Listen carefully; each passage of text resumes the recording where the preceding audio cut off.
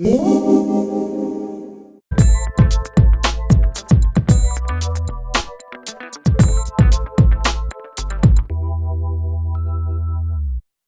guys, I have a secret I want to share with my community.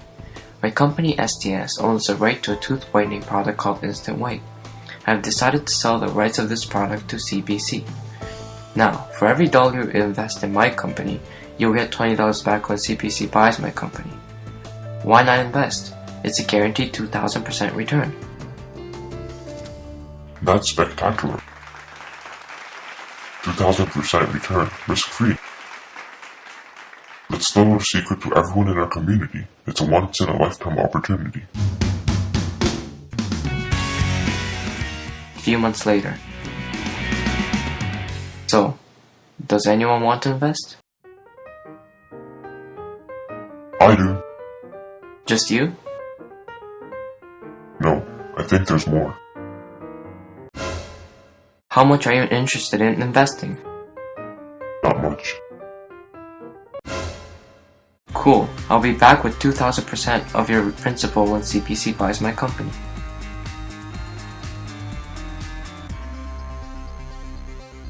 He was never to be seen again.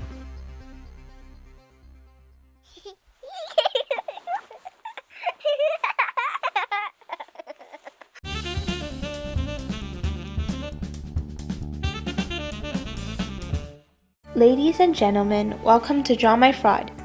Affinity Fraud was first reported in 1988, and the number of affinity frauds have increased significantly since then. This type of fraud describes a scam where scam artists deceive an entire group or community of people. Affinity frauds are often successful due to the tendency of people to trust each other with similar interests.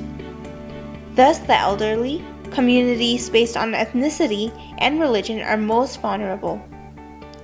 These types of fraud works because scam artists often take advantages of the trust formed among community members. The communication among its members make the investment seem more reliable, so the word of the supposedly safe investment opportunity can spread exponentially to a variety of people. In addition to this, they often converse with the leader or the chief of the group to increase their reliability. This is due to the leader's authority and the leader's ability to spread the investment offers to numerous people, such as during community meetings. The investment often offers high return to motivate its victims.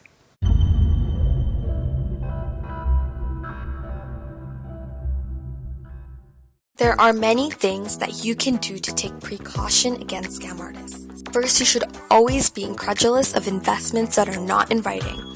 Fraudsters often do not like to negotiate contracts or have anything in written form to ensure law enforcement. Second, investigate and verify all statements being told to you. If you believe that the investment is too good to be true, then follow your gut. Be skeptical of any investments that are risk-free and offer high return. You must remember the high return investments acquire high risks. Third, be smart in your decision making and take caution and time to think about the investment. Investments should not be decided or made overnight. You must take time to do research, investigate, and communicate with others before making the final decision. Fourth, if a contract has been presented to you, read and comprehend the details of the contract. For example, the wordings of a contract may be sketchy to trick you into believing it follows the law and that it is legitimate. Ask a friend or family member to also take a look at the contract so you can take double precaution. Fifth, check your online banking statements regularly, as it can help you keep track of the transfer of money both coming in and going out.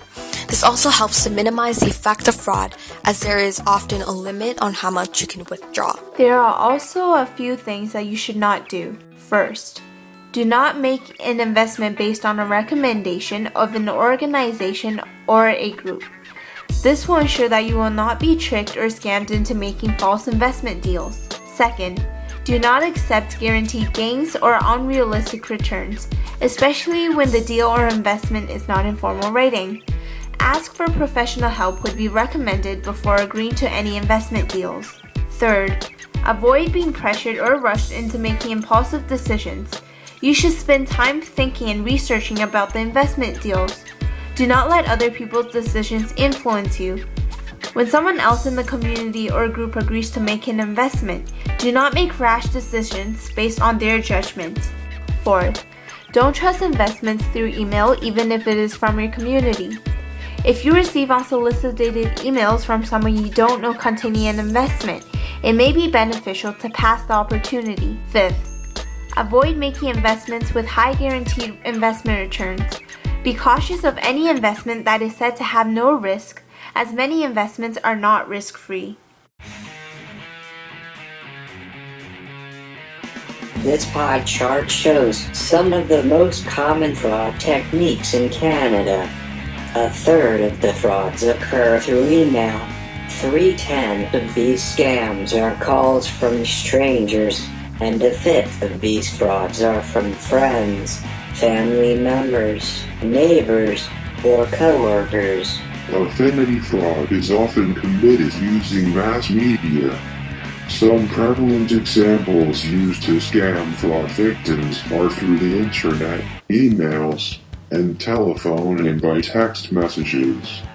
Fraudsters usually use the internet to scam their victims because it is easier for fraudsters to take advantage of the victim's trust and money.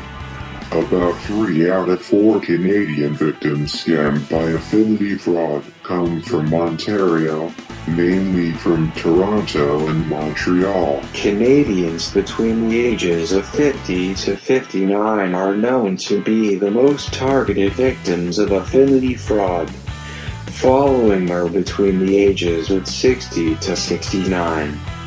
The elderly are known to be big targets for fraudsters.